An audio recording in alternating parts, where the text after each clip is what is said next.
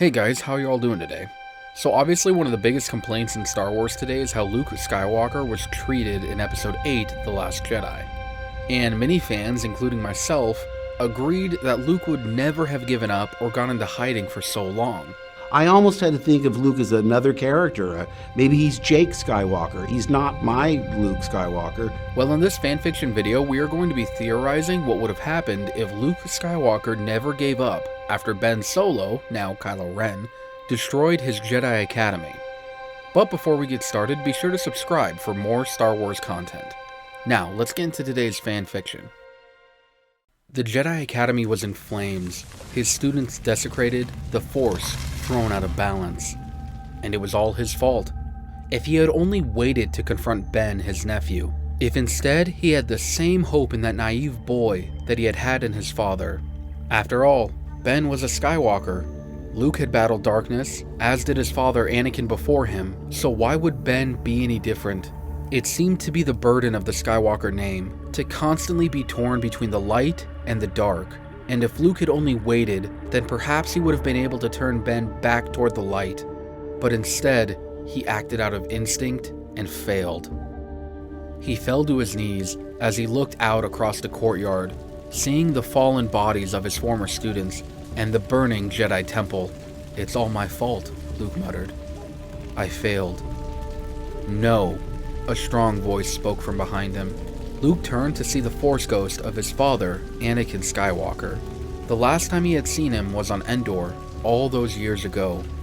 "You haven't failed," Anakin said. "Only if you give in to despair and allow darkness and fear to cripple you to the point where you do nothing, then you will have failed." Another figure appeared by Anakin's side. "Do not make the same mistake that I did," said Obi-Wan. "Do not think that you have failed your student. I should have taken Anakin, taken him away from Sidious and darkness, and allowed him to heal." Obi-Wan looked longingly at his former Padawan. "Padme saw the good in him, as did you." He looked back to Luke. "If only I wasn't so blinded by self-pity and despair, I could have saved so many from pain and suffering." "Told you I did," said another Force ghost. Luke looked at the little green Jedi Master. "Master Yoda," he said flatly. "Pass on what you have learned. Gave up on you, we did not. Went off to confront Vader, you did." Luke looked at his mechanical hand and remembered his fateful duel where he had learned the truth about his father. I am the Father. He looked at Anakin, who returned his gaze with one full of sorrow and regret.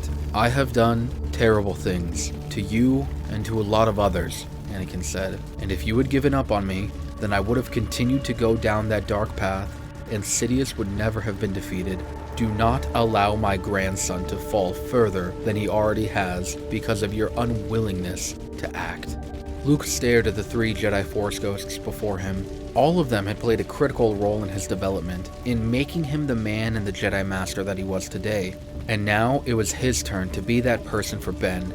He had failed this young boy, and had acted out of ignorance instead of knowledge. He had let emotion take root where peace should have been. He had broken the Jedi Code, yes, but one wrong deed does not damn a man to a life of ruin. This wasn't the case for him, or for his father, and now for Ben Solo. He stood. "What must I do?" he asked. The three Jedi stood silent, each looking to one another for the wisdom to lead Luke to his next task. "Son," Anakin said, "there is something that you must know." "No," Yoda interrupted. "Not ready for that burden, is he? For now, you must rest, and gather those three who survived the massacre." "Three?" Luke thought. He looked toward the rubble of the still burning temple. How could anyone survive that? Trusting in Yoda, Luke reached out, desperately trying to find any surviving students, but his mind was still clouded with the memory of Ben Solo turning against him. He couldn't concentrate. "Reach out with your feelings," Obi-Wan prompted. Luke stopped and took a deep breath, letting go of his fear and all the emotions and passions that were blocking his connection to the Force. He felt the light side of the Force flow through him as he stretched out to feel the presence of three of his students, Hennix, Ty, and Vo. "They're alive," he whispered. All hope was not lost. He reached out and tapped each of their minds with the Force, calling them to him and letting them know that he was alive. Within a few moments, the three students appeared. Bloodied from their confrontation with the fallen Ben Solo, they stared at their master in disbelief. "We thought you had fallen," Vo said. They told him of what had happened, how they thought that they could stop Ben before he did any more damage, but instead had let him get away. Vo was especially vehement about bringing young Solo to justice for all the Jedi that he had killed. They couldn't afford to make any more mistakes. Not now, not with everything that had happened. Luke turned back to the Masters who were hidden from the eyes of the less experienced students. They faded away. The last thing Luke heard were the words of his father, "Remember, my son, the Force will be with you, always." The remaining 4 Jedi stood together, and R2 came by whistling urgently. "R2's right," said Ty. "If Ben comes back, he'll finish what he started. It's essential that we keep moving." Luke sighed. "Patience," he counseled. "If we are to counteract this darkness and bring Ben back to the light, we must follow the will of the living Force." "But Master Skywalker, the Force isn't going to tell us where we need to go, and besides, I don't think Ben can come back," said Vo. Luke smiled. "We shall see. Calm your minds, trust in the Force, and our path will be made clear." The 4 Jedi all sat down and emptied their minds, reaching out into the cosmos, allowing the Force to guide their thoughts. It felt as if they were sitting there for hours, meditating, thinking, and drawing on their combined strength to reveal what path they should take. Hennix was the first to speak. "I see sand, a vast desert wasteland." Luke concurred as he saw what the young Jedi was seeing, a desert planet, full of broken ships and wreckage. He had been here before. Many years ago, a great battle ensued over the sandy surface. "Jakku," Luke said. "I hear someone screaming," Ty added. "It sounds like a child." "I hear it too," said Vo. Luke reached out and saw a small girl, no older than 13, screaming for her parents in her sleep.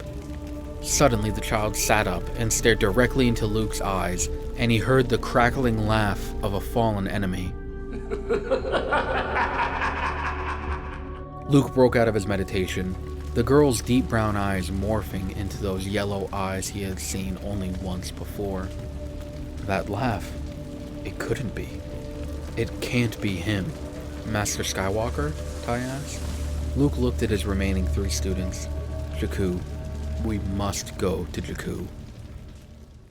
Well, that's it for part 1 of this fanfiction about what if Luke didn't give up during The Last Jedi. Kind of the first time I've ever done this like storytelling type of thing. I really enjoyed making this video. You know, it's awesome and I'm definitely going to make more of these, but you guys should let me know if you want part 2 and part 3 in the comments below, and, you know, be sure to like the video as well. Also, be sure to subscribe for more Star Wars content, and remember to forever be a Star Wars fan.